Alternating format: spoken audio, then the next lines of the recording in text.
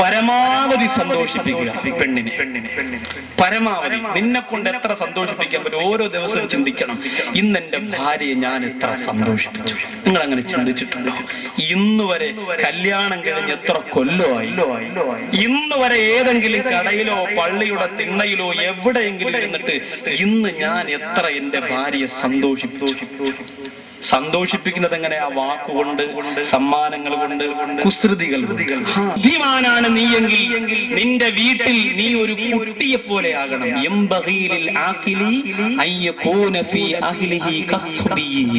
ഭാര്യയുടെ കൂടെ നീ ഒരു കൊച്ചു കുട്ടിയെ പോലെ ആകണം. ആനകളി, കുതിരകളി. നിങ്ങൾ എന്താ വിചാരിച്ചേ? ഭർത്താവ് ഇങ്ങനെ ദശരഥ മഹാരാജാവ് പോലെ ചാരുകസരയിൽ ഇങ്ങനെ ഇരിക്കും, ചിരിച്ചൂടാ, ആകാശം വീഴും. എന്തൊരു ഗൗരവാചന ഭർത്താക്കന്മാരെ കണ്ട.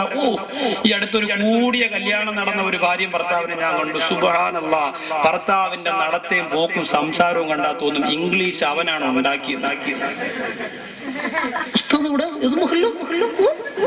ഞാൻ വിചാരിച്ചു പഠിച്ചു എന്താ വന്ന് വീഴാൻ പോണേ വായിന്ന്. ഇങ്ങനെ നിൽക്കുക, കാങ്കുളി കാറ്റ് പിടിക്കാൻ നിൽക്കണ പോലെ. 10 വിട്ടാലും എന്തെങ്കിലും കിട്ടുമല്ലോ.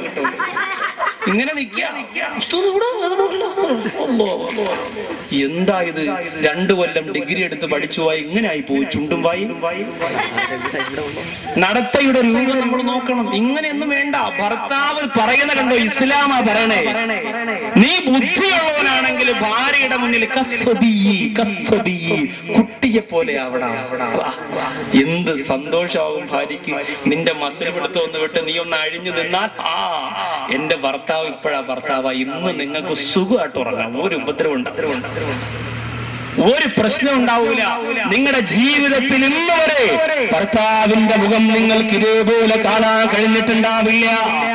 ഇന്ന് നിങ്ങൾക്ക് കാണാം. മനോഹരമായ പ്രവാചകന്റെ ഹദീസിലൂടെ പഠിച്ചു വന്ന ഉദയം ചെയ്ത ഒരു ഭർത്താവിനെ നിങ്ങൾക്ക് കാണാം. അള്ളാന്റെ റസൂല് പറയാ, കൊച്ചുകുട്ടിയെ പോലെ ആവണം. പ്രവാചകൻ എങ്ങനെയായിരുന്നു? കളിയും തമാശയൊക്കെ വേണം. അതിര് കടന്നാൽ കെട്ടിയ മാരനെ മട്ടമിൽ ചീത്ത വിളിക്കണ നാരി കേട്ടില്ലേ? തിട്ടമതാ നിനക്കുള്ളൊരു ശിക്ഷയുടെ കാഠിന്യം എന്തെന്നറിയണ്ടേ? നാടോടിച്ചാളെ കിടക്കുന്ന നരകമെന്നത്ഭുത ലോകമേ, നരകമെന്നത്ഭുതലോകമേ. ഭാര്യയും ഭർത്താവും തമ്മിലുള്ള കളിതമാശ അതിര് കടന്നു പോയാൽ പിന്നെ ഭർത്താവ് ഭാര്യയാകും, ഭാര്യ ഭർത്താവാകും. ആ കാലഘട്ടമാണ് നമ്മൾ കണ്ടുകൊണ്ടിരിക്കുന്നത്. ഖിയാമത്ത് നാളിന്റെ അടയാളമായി അല്ലാഹുവിന്റെ റസൂൽ പറഞ്ഞില്ലേ,